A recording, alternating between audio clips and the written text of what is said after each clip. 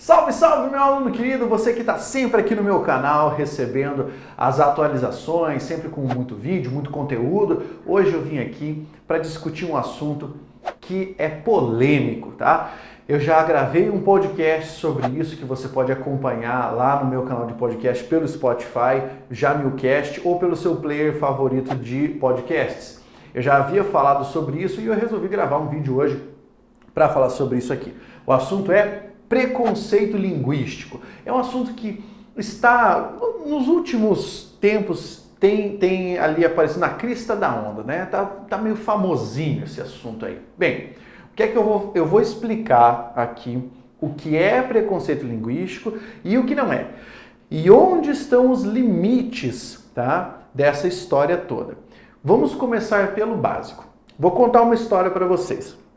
A história é a seguinte. Quando eu comecei o meu canal no YouTube, há muito tempo, eu havia colocado um vídeo chamado 10 erros que denunciam a sua inteligência. Inclusive, se você procurar aí no canal, você vai encontrar. Uma vez por semana, 2 ou 3 pessoas aparecem ali nesse vídeo e começam a me xingar. Porque falam que eu estou demonstrando preconceito linguístico, eu estou perpetuando preconceito linguístico, onde já se viu uma coisa dessa. E de vez em quando eu estou com uma paz de espírito muito grande, eu respondo a essa galera. De vez em quando eu não respondo. Mas o fato é, nesse vídeo polêmico, né, dos 10 erros que denunciam sua inteligência, eu havia colocado uma espécie de ironia a respeito do denunciar a inteligência, né, que, na verdade, indicam a falta de conhecimento a respeito de alguns assuntos. Assuntos de língua portuguesa, evidentemente. Mas, como todo mundo pode fazer piada com tudo, menos os professores, então a galera, caía em cima, né? Deitava o pelo de xingar. Bem, eu não me incomodo com isso, por diversas razões. Primeiro, porque eu entendo como funciona a teoria do preconceito linguístico, mas também entendo que como isso se transformou em coqueluche, acabou ganhando maior dimensão do que deveria. Então, vamos aqui às explicações, certo? Em primeiro lugar, aquele vídeo é um vídeo mais de comédia do que de instrução. Eu falo sobre algumas formas que não são formas privilegiadas. Em segundo lugar, quando nós pensamos na língua, a língua é sempre uma espécie de sistema vivo. E quando você tem uma língua viva, ela se atualiza constantemente. Então, a língua portuguesa que nós falamos hoje é o resultado de um processo de evolução, um processo histórico de evolução da língua. É um processo fantástico. Acontece com o contato entre as pessoas, né? A língua portuguesa é uma espécie de romanço, porque veio do latim, inclusive é a última flor do lácio, né? A última língua que surgiu do latim. E aí o que ocorre? Existem 2 forças que atuam na língua. Uma força que é chamada de força centrípeta e outra que é uma força centrífuga. A força centrífuga, vou desenhar aqui para você. Então, está aqui a língua, beleza? Só para fazer uma piada aqui. Não vá você me xingar também por causa disso, tá? Mas está aqui só um exemplo. Vou desenhar aqui a boca, beleza? Tá lá. Aqui nós temos a língua. Joia. A força centrífuga é aquela que vai jogar para fora, certo? A força centrífuga é aquela que quer mudar a língua, mas não mudar conscientemente. Vou fazer um esforço para mudar a língua. Não, isso ocorre porque em diversas situações comunicativas você tem ambientes de menor formalidade, você não é obrigado a seguir regras, você pode utilizar outras construções e assim a língua vai se modificando. Algumas coisas vão aparecendo com mais frequência, outras vão desaparecendo, o que é comum, né?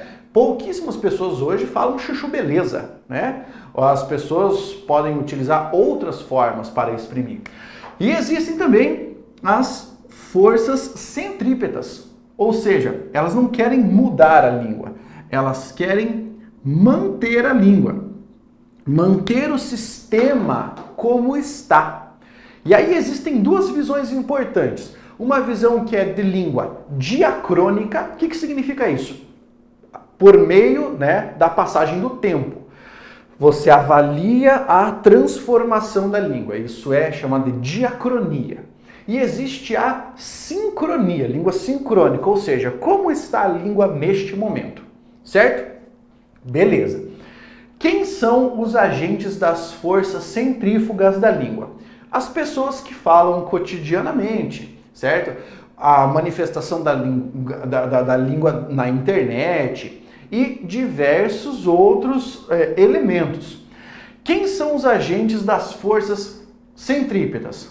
Os gramáticos, os estudiosos estruturalistas que propõem regras para o entendimento mínimo da língua. Ufa, beleza. Então nós temos essas duas forças, beleza?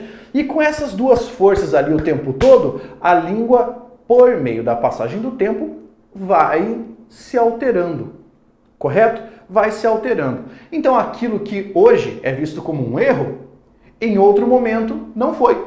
Por exemplo, você sabia que a palavra alumiar está correta? Sério, Pablo? Sério. A palavra alumiar está correta. Mas o correto não seria iluminar? Iluminar também está correto. Aliás, lumiar também está correto. Esse A que aparece ali em alumiar é uma espécie de prótese, é um A protético que aparece ali. Isso é muito comum nas palavras da língua portuguesa. É muito comum.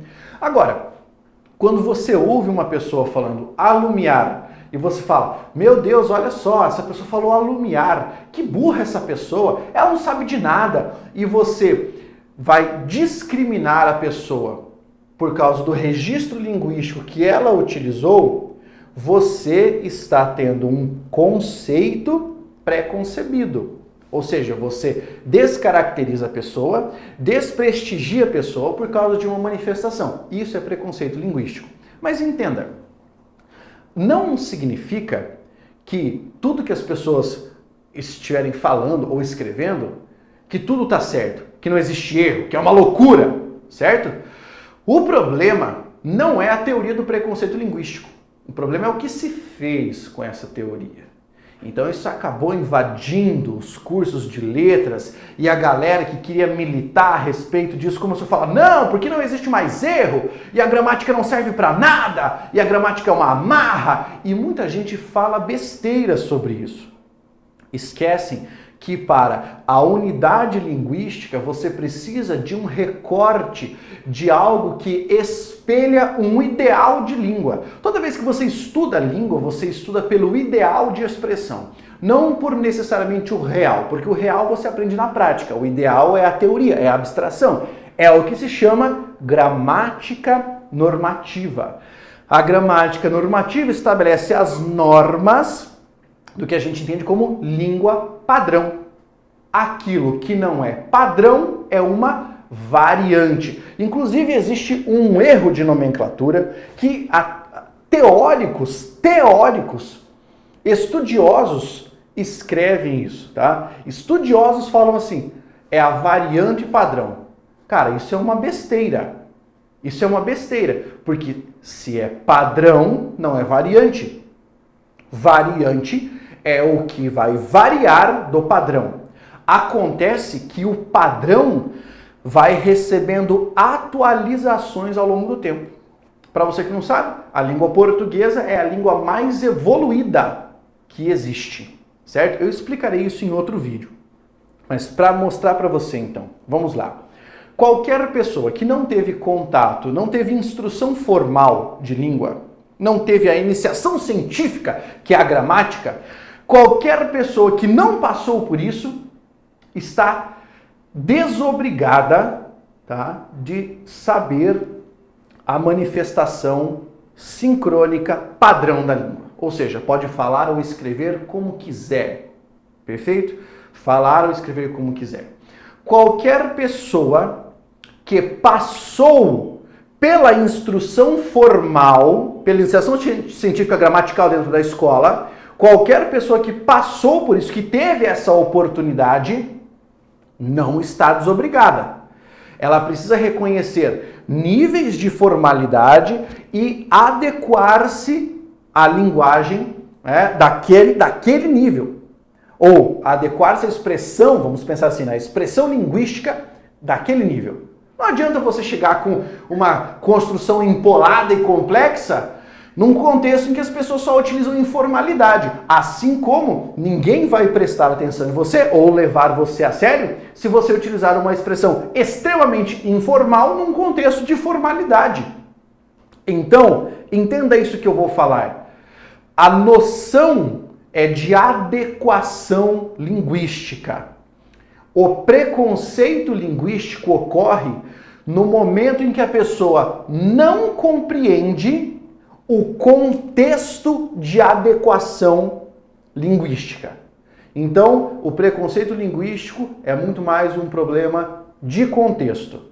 Não tem nada a ver com a gramática, com ensinar gramática. Ninguém é robotizado por causa disso, certo? Ninguém é robotizado por causa disso. Toda vez que nós buscamos esclarecimento sobre o assunto, nós esbarramos em algumas dificuldades teóricas. E no Brasil, isso se transformou numa salada. Todo mundo pode falar sobre preconceito linguístico, mesmo que só tenha feito o primeiro mês, né, do primeiro módulo do curso de letras, o cara já se sente gabaritado. Vai lá, pega um livrinho do Marcos Banho, lê a língua de Eulália, ou preconceito linguístico, que é como se faz, o cara lê e sai explicando aquilo que realmente não compreendeu. Perfeito? Aí é lógico, muita gente não vai gostar disso que eu falei, principalmente quem for do ramo das letras, vai vir aqui e vai falar que eu não sei nada de sociolinguística, que eu nunca devo ter lido nenhum livro a esse respeito. Assim, li, sei, tá? Mas aí nós temos um debate que deve ser levado para o campo da ciência, perfeito? Campo da ciência. Isso independe das bandeiras que você levanta ou das suas convicções. Existe o que é científico e o que não é científico.